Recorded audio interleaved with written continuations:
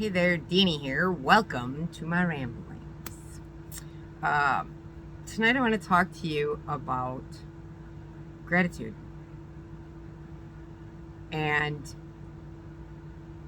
how I view some things with gratitude. So,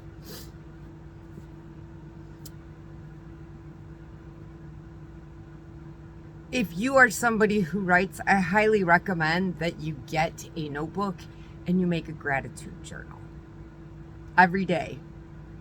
At the end of the day, before you go to bed, when you get home from work, whatever, write 3 things down that you're grateful for from that day. If you're not a writer, you don't have to do a gratitude journal. Literally, you start as small as this. The minute the alarm goes off. Or if you're like me, where you just wake up whenever, before the alarm goes off. Before you get out of bed, before you put glasses on if you wear glasses, before you look at your phone, before you do anything, while you are laying in your bed and your eyes are open, I want you to say thank you for giving me another day, for allowing me to have another day on this earth. That's the only thing you got to be grateful for. Just start that every morning before you climb out of bed for anything. Just say thank you. Thank you for giving me another day. And even if your life is in a tough situation, your life is in a... I'm sorry, I'm watching my dog over there. I don't know what she's doing. She's acting like a fool. My big dog does it often. Especially when she wants attention. Anyways, and they just had dinner, so she's acting a little foolish, but that's okay. We love her. Well, I love her.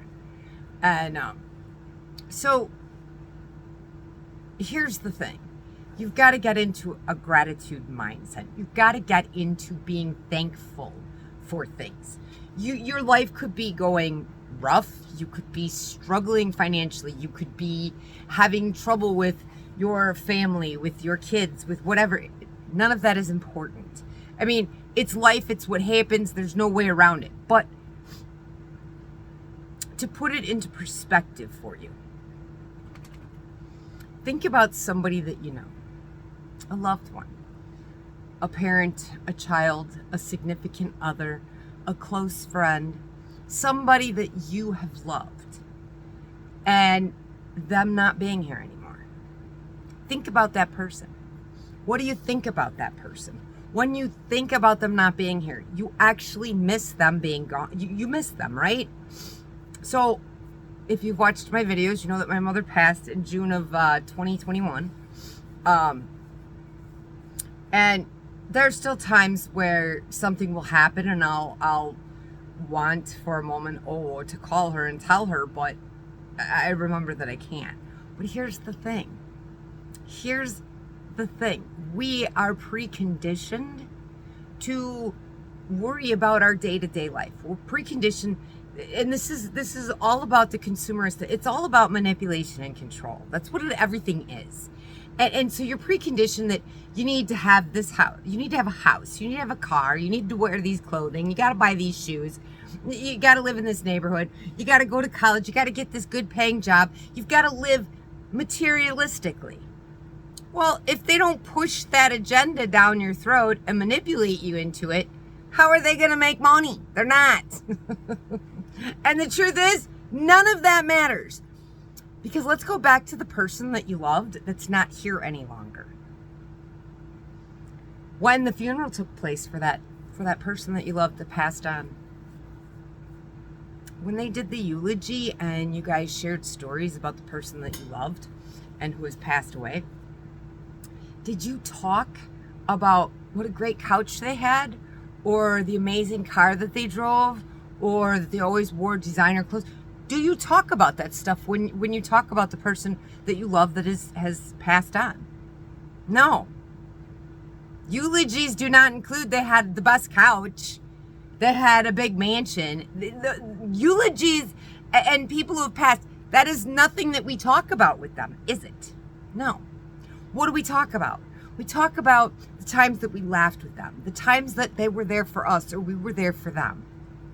See, they have you convinced that you need to be focused on, I've got to work all these hours, I've got to do all this stuff, I've got to provide this, this, and this. You don't have to. The truth is, you can't take any of that with you when you're gone. And when your funeral comes, nobody's going to stand up there and say, well, you know, she had this great job and this amazing house, and nobody cares about any of that. The problem is we don't focus enough on the things that matter. And when somebody that you love has passed away, the memories that you think of are the times you spent with them, the way you felt in their presence, the way they felt in your presence, the company that you kept with them. It wasn't about who they were consumeristically, materialistically. Not at all. It was literally about your interaction with them. And we have been preconditioned in our society that we have to be so focused on everything else. Well, yeah, they've got to keep us in that mentality if they want to keep us good consumers. Once you stop living in that mentality and you start living in the mentality that I don't care about possessions, I don't care about any of it, here's the deal. I can generate more money. Anybody can. We can all generate more money if we need it. You cannot generate more time. So in my opinion, time is way more valuable than money. And the reason being is I would rather spend time with a friend or a family member, somebody that I love. I would rather spend time with them than having some big wonderful house and some big materialistic lifestyle. And I'm not judging it because I've been there. I've got 2 college degrees. I've owned a house. I've lived the American dream. I've been there. But I remember about 6 months after buying the house, I remember thinking to myself, this is it. So we stay here until we die. This is it. I thought, I'm just going to stay working to pay this off, and then I'm just going to have to constantly repair it and keep it updated and whatever else. And I thought, this is it. It's a great big world out there. I don't want to be stuck in one spot all the time. I want to go explore the world. I want to go see what's out there. The man upstairs created a big, beautiful world for us to go explore and enjoy. But we're so preconditioned on materialism and being good consumers that we end up missing out on a lot of wonderful things in life. People don't tell each other how much they love each other or how much they care or anything else. Why? Because it doesn't fit in with the narrative. Because as long as you are a good consumer, that means that you live in fear and worried that you're not going to measure up to everybody else. What is success? Success is what? Are people going to at your funeral say, "Oh, this person was so successful"? No, they're not going to care about any of that. I taught my kids as they were growing up, I said, live your life by how you want your eulogy to be. What do you want people to say about you when you die? Live your life that way. Live your life that way. Doesn't matter what society tells you.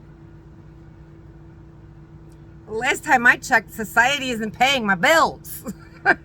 I am. So I don't care what society thinks. I've just never quite understood the whole let's compete with each other. You know, the Bible tells you not to. It tells you not to covet thy neighbor. It tells you not to do these things. But you are so trained that you must do these things. But yet, you probably attend church every week. Pay your tithes. Go to some big mega church.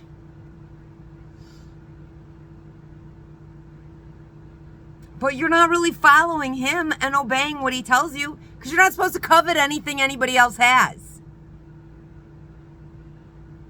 But isn't that what materialism is? Isn't that what consumerism is? Nothing you buy for yourself is going to make you happy. You are what's going to make you happy. Are you happy with yourself? I used to tell my kids when they were starting to get to the age where they were going to start dating. I said, listen, go take yourself out to the movies. Go take yourself out to dinner. I said, go do things that you would do on a date. Go do those things by yourself. If you can't handle being alone with yourself doing these things, how can you expect anybody else to want to enjoy those things with you? Everything that you're searching for outside of you is inside of you. You learn this when you get on your walk with the man upstairs. Learning to find your true authentic self and love yourself opens a whole new world up to you. You don't care about what you've been preconditioned to do. It's not an easy journey. That's why not a lot of people do it. It requires work. It requires commitment from you. It requires focus. And these are things that most people are not good at or are afraid of. That's why when I started doing this channel, we talked about fear and change. And the purpose of that was because those two things, change is inevitable.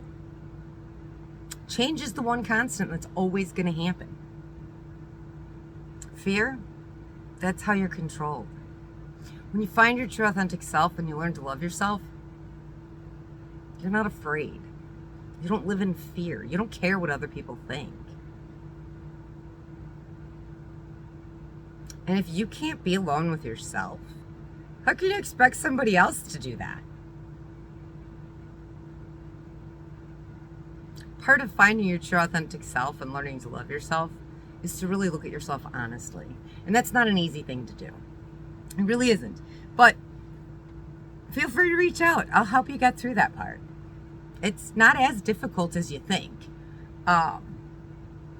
Because I've been through it. That's what I spent the last 5.5 years doing. Was learning to love myself and find my true authentic self. And I can tell you that the world has opened up. It's a whole different world out here. And I want as many of you to come and be part of this world and enjoy exactly what I get to enjoy. But you got to get rid of the whole materialistic, consumeristic mentality. It keeps you trapped. It keeps you competing. It keeps you wanting what other people have. It keeps you coveting your friends and family and neighbors. Who cares if Susan down the street just bought a new BMW? Who cares? It's a car. It gets you from point A to point B and then back to point A. Who the fuck cares what it has? Do you live in that car? It's a status thing. When you die, is anybody going to stand up there in front of your casket and say, she had a BMW, we're so proud of her, she lived such a great life, she had a BMW. She had a beautiful house. She had a major job that she was a CEO of. Is anybody going to stand up there and say that at your funeral? No, because that's not what we remember people that we love that's passed on. That's not what we remember about them. But that's what we spend our whole lives focusing on. That's why we feel, that's why we live in the state that we live in. That's why there's so much division and disconnect. That's really all it really is. It's that simple. And if you're looking to get past that and learn to love yourself and find your true authentic self, reach out. I'll gladly help you get there.